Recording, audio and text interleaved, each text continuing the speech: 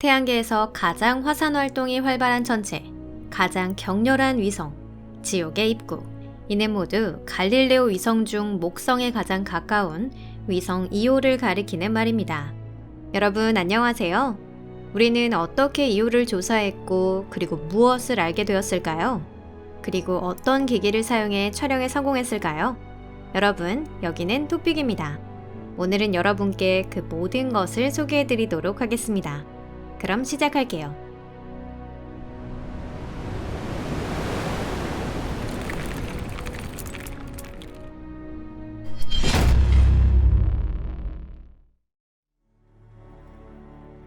가장 가깝고 가장 강렬한 이오는 1610년 갈릴레오 위성으로 명명된 목성의 다른 위성 유로파, 가니메데, 칼리스토와 함께 갈릴레오 갈릴레이에 의해 발견되었습니다. 사실 이오라는 이름을 고안한 사람은 갈릴레오가 아니라 동시대 저명한 천문학자 시몬 마리우스였는데요. 마리우스는 천문학자 요하네스 케플러와 함께 새로 발견된 제5행성 위성에 그리스 신화 속 제우스 연인의 이름을 따서 명명할 것을 제안했습니다. 그 후 몇 세기 동안 과학자들은 이오에 대한 새로운 정보를 얻지 못했습니다. 당시의 원시적인 망원경으로는 성능에 한계가 있었던 것이죠. 목성과 가장 가까운 갈릴레오 위성 이오의 조사가 시작된 건 19세기와 20세기의 경계선이었습니다. 이오의 반지름은 약 1810km로 유로파보다 약간 크고 칼리스토나 가니메데보다는 훨씬 작은 것으로 나타났습니다. 또한 이오의 표면적은 약 4200만 평방미터로 남북 아메리카 대륙의 합계 면적에 해당합니다. 이오는 목성에서 42만 3,000km 이상 멀어지지 않기 때문에 목성에 항상 같은 면을 향하고 있으며 42시간 28분에 걸쳐 목성 주위를 한 바퀴 돕니다. 1회 자전에 소요되는 시간도 이와 같습니다. 이오는 갈릴레오 위성 중에서는 목성과 가장 가깝지만 목성의 모든 위성 중에서는 그렇지 않습니다. 이미 1892년에는 이오보다 목성에 가까운 아말테아라는 위성이 발견되었고요. 현재 이오보다 목성에 가까운 천체는 적어도 4개가 있는 것으로 알려져 있습니다. 아말테아 외에는 1979년 보이저 1호에 의해 발견된 메티스, 아드라스 테어, 테베를 들 수 있습니다. 20세기 중반에는 이미 이오가 매우 강력한 화산 활동을 하고 있을 가능성이 높다는 지적이 나왔습니다. 이 가설이 올바른지 직접 확인할 수는 없었는데요. 하지만 천문학자가 관측한 개별 현상으로 판단하면 그렇다고밖에 설명할 수 없었습니다. 예를 들어 많은 갈릴레오 위성에는 물의 얼음이 풍부하게 있지만 이오에는 보이지 않습니다. 대신 이오에는 매우 많은 유황과 염화나트륨이 포함되어 있습니다. 이것은 분화의 결과 생긴 것이라고 볼 수 있습니다. 또한 이오는 강한 얼룩 무늬가 인상적인 위성인데요. 적갈색의 극역과 노란색을 띤 적도 지역은 큰 차이를 보입니다. 그래서 천문학자 중에는 실제로 이오는 존재하지 않으며 색이 다른 2개의 위성이 존재하는 것이 아닐까 추측하는 사람도 있었을 정도입니다. 사실 이 위성에서는 지역에 따라 다양한 화산 활동이 일어나고 있는 것으로 보여집니다. 이 활동의 원인이 되고 있는 것이 바로 목성입니다. 목성의 매우 강력한 중력이 이오의 내부에 영향을 주고 있는 것인데, 게다가 목성은 항상 이오의 적도 위에 드리워진 상태이기 때문에 적도 위가 특히 더 강한 영향을 받습니다. 파이어니어 및 기타 탐사선. 이오의 표면을 포착한 첫 번째 사진은 상당히 이른 단계에서 입수할 수 있었습니다. 1970년대 초반, 유명한 탐사선 파이어니어가 촬영에 성공한 것인데요. 1973년 12월 3일에는 파이어니어 10호가 이오 근처를 통과했습니다. 하지만 이 탐사선에 의해 촬영된 사진은 별로 좋은 참고 자료가 되지는 못했습니다. 또한 목성의 제1 갈릴레오 위성 이오에서는 제2 갈릴레오 위성 유로파와 마찬가지로 매우 강한 방사선이 발생하고 있는 것으로 밝혀졌습니다. 이는 제5행성이 매우 강력한 자기장을 가지고 있기 때문입니다. 만약 인간이 특별한 방호 조치를 취하지 않은 일반 우주복을 입었다면 금세 급성 방사선증에 걸리고 말 것입니다. 사실 첫 번째 사진의 질이 좋지 못했던 건 방사선으로 인해 기기에 중대한 결함이 생겼기 때문이었습니다. 1년 후인 1974년 12월 2일에는 파이어니어 11호가 이오에 도달했습니다.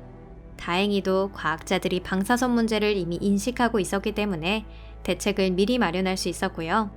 그 덕분에 적어도 이오의 극역은 고화질로 촬영되었습니다.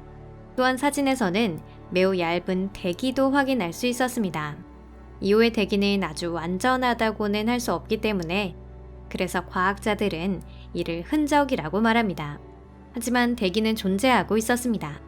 천문학자들은 그것을 이오에서 화산 활동이 있었음을 보여주는 또 다른 증거라고 평가했습니다. 이 불완전한 대기는 화산이 우주 공간에 가스나 먼지를 방출함으로써 형성되었습니다. 이오에 화산이 존재한다는 것을 직접 확인한 건 다음으로 이 위성을 조사한 우주 탐사선 보이저입니다. 보이저 1호는 1979년 3월 5일에 이오의 근처를 통과했는데요. 보이저에 의해 촬영된 사진에는 새로운 지표가 명확하게 찍혀 있었습니다. 거기에는 충돌 분화구가 거의 없었고 그 대신 화산성 분화구를 볼 수 있었습니다. 또한 과학자들은 이오의 표면에서 적어도 9개의 분연이 피어오르는 것을 발견했습니다. 이것은 어떻게 봐도 분화의 징후라고밖에 생각되지 않았습니다. 보이저 2호는 이오에서 한참 떨어진 곳을 통과했지만 흥미로운 사진을 촬영하는 데 성공했습니다. 그 사진에서는 이 위성의 지형이 변화하고 있는 모습을 뚜렷하게 볼 수 있습니다.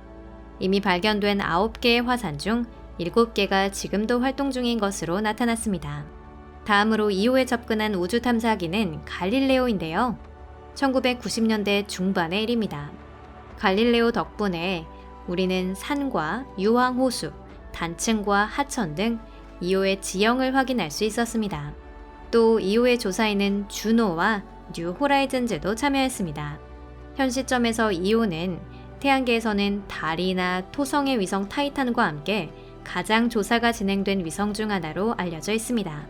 현재 이오를 최우선으로 조사하는 프로젝트도 검토되고 있는데요.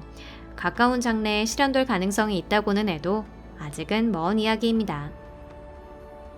뭘 알았을까? 지금까지의 조사에서 밝혀진 가장 큰 사실은 이오가 놀라울 정도로 활발한 천체라는 것입니다. 그것은 물론 목성의 중력이 매우 강하기 때문입니다. 제5행성 목성은 위성 이오의 내부를 휘젓고 다닐 뿐만 아니라 말 그대로 뒤집으며 사납게 장렬하는 유황의 강을 끊임없이 지표 밖으로 분출시키고 있습니다. 그렇다면 왜 목성과 더 가까운 위성은 태양계의 화산 지옥이 되지 않았을까요? 그 대답은 매우 심플합니다. 다른 위성은 너무 작기 때문입니다. 천체가 작을수록 내부 분화가 진행되기 어렵고 식는 속도가 높아집니다.